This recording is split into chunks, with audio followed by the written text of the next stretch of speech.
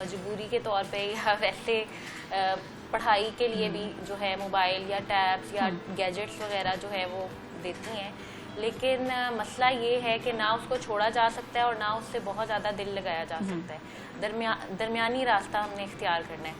तो myopia basically जो है ना वो कॉज होता है अगर बहुत ज़्यादा एक्सेसिव नियर वर्क किया जाए।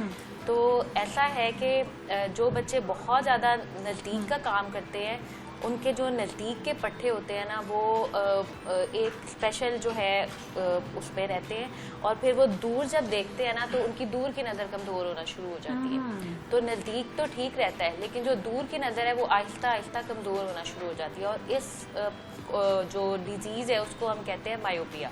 तो ये ख़तरनाक क्यों है कि एक वैसे पेरेंट्स आते हैं हमारे पास कहते हैं कि बच्चों को ऐनक लग जाएगी, ठीक तो नज़र आ रहा है तो इसमें कोई मसला नहीं है।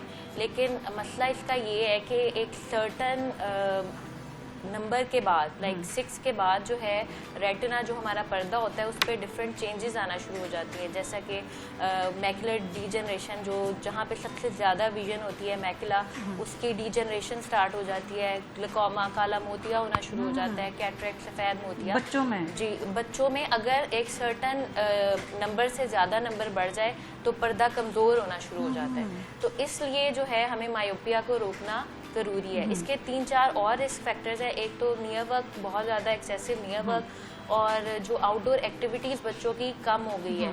बाहर जब हम छोटे थे तो हमें याद है कि हमारी माएँ हमें बाहर से खींच के घरों में लाती थी कि बस करो, लेकिन अब जो है बच्चे बहुत ज़्यादा आउटडोर एक्टिविटीज़ में एंगेज नहीं हैं।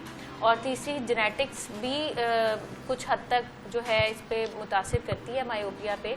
और जो है वही जैसे मैंने बताया कि स्क्रीन टाइम जो है वो स्क्रीन टाइम की बात हो रही है लेकिन अब जो सिस्टम चल रहा है, एक स्कूलिंग चल रही है तो वो ऑनलाइन जो है स्टडी जो टैब पे या लैपटॉप पे तो वो नुकसानदायक नहीं हो सकती?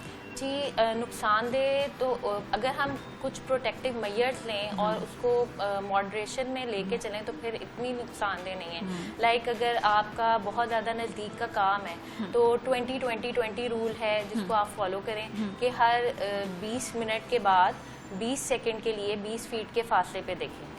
और पेरेंट्स को चाहिए कि बच्चों को आउटडोर एक्टिविटीज़ में एंगेज करें। जो रिसर्चेस कहती हैं उसमें ये है कि 40 मिनट्स मिनिमम और 2 hours maximum, 40 minutes to 2 hours बच्चों को आपने डेली बेसिस पे आउटडोर एक्सपोजर देना है। क्योंकि जो डोपामिन है ना जो सन से मिलती है वो भी नज़र के लिए बहुत बेनिफिशियल है।